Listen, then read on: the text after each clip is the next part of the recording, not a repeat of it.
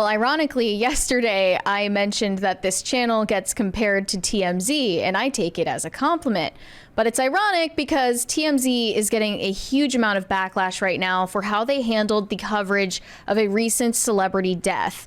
So just after we went off the air yesterday, we saw the headlines come out that Liam Payne had died at the age of 31.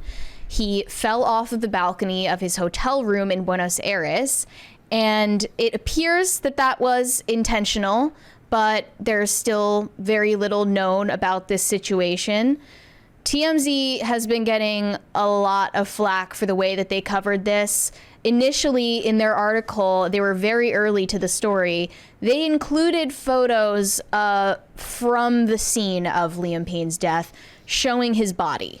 Now, to be clear, it wasn't a full photo where his body was fully in view. They zoomed in on his tattoos as a way to prove that it was actually him.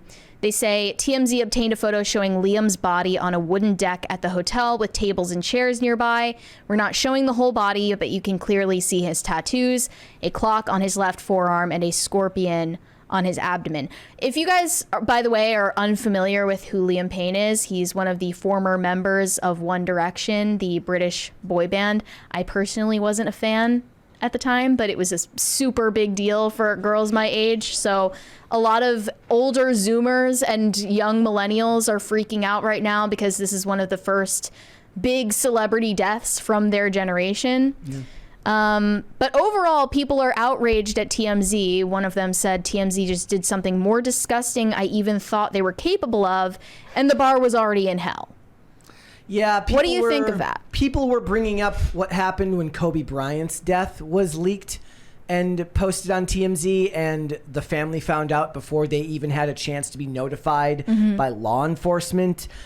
It's all about the story. This is a very fine line to walk for them. So TMZ has built up this unbelievable infrastructure of story chasers and photographers and reporters who get them unbelievable amounts of access. It's crazy how fast they get. This is my comparison. It's like, look, if you want to be able to have access to the videos that prove that Diddy hurt somebody like he did with Cassie, where TMZ like somehow gets a hold of this video, the question is, where do you draw the line? Right. And that's a very, very hard question to answer. I think that approaching things like this should be done with extreme care. But when you live in when you work in an industry that's all about first, you get caught up in it, and it was a mistake. But it's not like this is anything new. At least this perspective is that paparazzi and access media are the type of people that have been invading the privacy and the dignity of people for a very long time. But they also break a lot of other stories too, and it's just very hard to find out where that line is and walk it. Yeah, I know that they took down the photos very quickly. Yes. Like as soon as people were pushing back on their including the photos, they took them down because within minutes I did not see them in the article. So they corrected the mistake, but other photos were leaked as well, showing the scene inside Liam Payne's hotel room after he died, and it's not pretty. It looks like he completely trashed his hotel room. There was a lot of drug paraphernalia. It looks to be meth on one of the tables, cocaine, some kind of white powder substance, tin foil, a lighter, also Dove soap and a tea light, and then there's this top of a soda can that has burn marks on it. Yeah, he was high. So you're saying if he might have been smoking meth out of a soda can, and who knows, maybe he was in the middle of some kind of psychotic episode. Absolutely, the tinfoil. It definitely could have been accidental when he fell off the balcony, but other people are saying that they saw it happen and that they know it was intentional. And now people are coming up with their own theories as to why this happened and what drove him to the point where he would be considering suicide. One person said he was apparently high, acting highly abnormal in the lobby. He didn't seem like he was in a good place from what my mutual friend saw and heard. Effing awful, dude. Now, immediately a bunch of people were blaming his death on online bullying, because even I know The first thing I said to you when you told me about the headline was, first of all, I don't know if I should believe this. But second of all, it's crazy that just a few days ago, Liam Payne was getting clowned on all over Twitter for very superficial reasons. You can realize that now.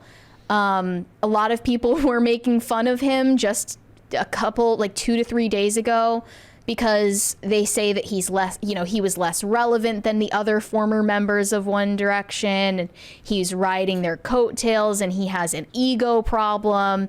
They were just making fun of him all over the timeline. And the same people will then be like, mental health advocacy. Yes. Yeah. Exactly. So here are some of the takes. WTF, y'all were bullying Liam Payne online for the past few days, and now that he passed away, y'all are suddenly mental health advocates. Another one said, y'all have been bullying Liam Payne for years on this app, so don't act like you give a shit about him now. Another said, we need to have a very serious talk about the effects of online bullying. Y'all bullied Liam Payne into committing suicide. You need to realize that the stuff you say online has a negative effect on people, and someone can only take so much. You did it to Chappell Roan, Taylor Swift, Ariana Grande, harassing Beyonce because of things that Diddy did. We need to stop. There's never going to be an answer to this. As long as the internet exists and fame exists and one person is followed by many people, these things will never go away. I'm sure that there is far more to this situation. If his death was intentional and if this was in fact a suicide, there is far more to the story that we have no idea about. And to chalk it up to just, this 31-year-old man who's a multimillionaire was considering ending his life because Stan accounts on Twitter were making fun of him, it's a bit reductive. Yes. And I would hope that that's not true.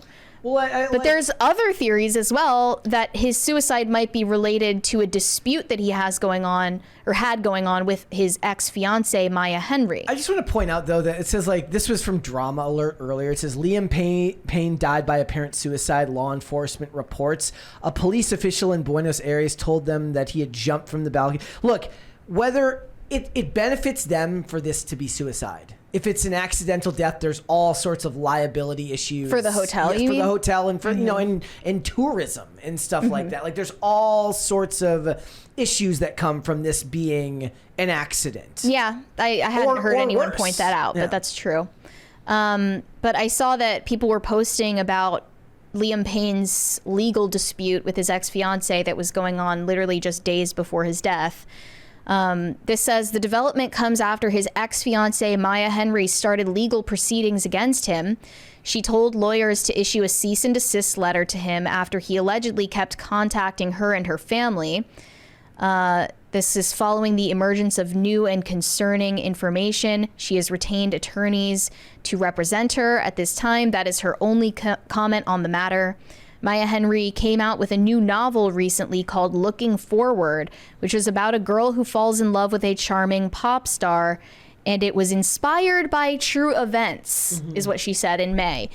And allegedly, Liam Payne was emotionally and physically, and I even heard financially abusive to his ex. That's what people are claiming. I don't know if there's any merit to it, but perhaps with this impending legal trouble on the horizon, as well as drug problems, just dealing with the effects of child stardom in adulthood, and people clowning on you on the internet, I'm sure it could feel like the entire world is crashing down on you, and it all just gets to be too much. Yeah. But the answer obviously is not what ended up happening in this situation.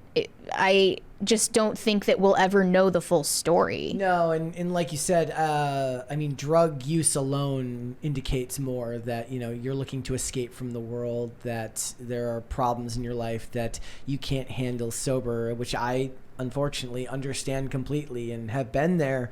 But that's not an easy road to go down. It's not an easy life to live, to do what they did. I do think that we have a consistent aspect of our culture that tends to minimize the problems of celebrities. They pretend like just because they have money that nothing goes wrong in their lives. I don't like that argument. I don't think it's very fair, and I think it's kind of the antithesis of what we're supposed to be as human beings, which is to understand that your problems and my problems might be different, but that doesn't mean that they don't exist. Just because we tend to disagree with a lot of them doesn't mean you can't have empathy for the things that they're going through. We can still clown on them when they say stupid stuff. You can still point out when they're dumb, but it doesn't mean that money cures all problems, or even that they might even have money, right? Like, we don't know their whole situation. 20 from Pop Culture Junkie. I worked with the TMZ affiliate promotion folks. They have this remarkable machine to break stories in a hurry, and sometimes that speed would bite them in the ass. Yeah, that seems to make perfect sense, right? That's their business model. It's their business model. Which I totally understand, but it's not to say it's not sleazy. But I find really just weird, disturbing, and parasocial is the fact that people on the internet are acting like their reaction to this is almost that of losing a loved one or losing like a former friend or colleague of theirs. They're acting like they knew this man. There's a fine line. And that they need to like qualify how they're mourning him. Like this one person said, I think it's an undeniable tragedy if Liam Payne is dead for his family and loved ones, and that can exist at the same time as he was/is an abuser who physically, mentally, and financially abused his ex-girlfriend, and she was right to share her story. Why are you bringing this up right now? Because I've already seen his victim being threatened and blamed for speaking up. I will always speak up for victims of abuse. Everyone furious at me for disrespecting the dead. I doubt you'd have this same energy for victims killed by or driven to death by their abusers. The fact that you even feel at liberty to speak on it is just like crazy to me. Yeah. You didn't know either of these people. Yeah, it's weird. We have another 20. Doze Woods, 1 down, 5 up, said, if you're too weak to handle cyberbullying BS, then don't be online or a public figure. No one is at fault but the one who sewer slighted him/herself. You're correct. Like, here's the thing. You have a responsibility if you choose to be in the public eye that's going to be the life you've chosen for yourself. And a lot of celebrities do want to be able to have their cake and eat it too. They want to be able to say whatever they want, act however they want, be famous, and only hear the good stuff from the people that like them. They don't want to accept that there are going to be people that are disagreeing with them. It's pragmatically that's never made sense to me. Like, I would never want to be a celebrity in that respect. I would never want to have to hear the opinions of 10,000 people about my life and my choices, but you know, they exchange the ability to make the money and to get all of the adoration, and the smart ones understand that that's a bargain that they're going to have to make and choose. But you're never going to get a society where everyone accepts that that's the way it is. A lot of them are going to want to be able to be both famous and insulated from all of the pushback, which is not realistic. Yeah, it must feel very dark, especially for his parents, thinking about how they've supported him in this journey to global fame from the time he was a teenager. It's also different because they didn't choose fame. Like he was kind of pushed into fame at an early age, as opposed to somebody who seeks it out in adulthood and then finds it. They just went on X Factor, and then Simon Cowell put them together into a group. Yeah. And for some reason, it was like right place, right time, and it totally took off. Thanks for watching. Listen to full episodes of Pop Culture Crisis on Spotify. Keep up with us on social media and make sure you subscribe and ring that bell so you never miss the show. Bye, guys.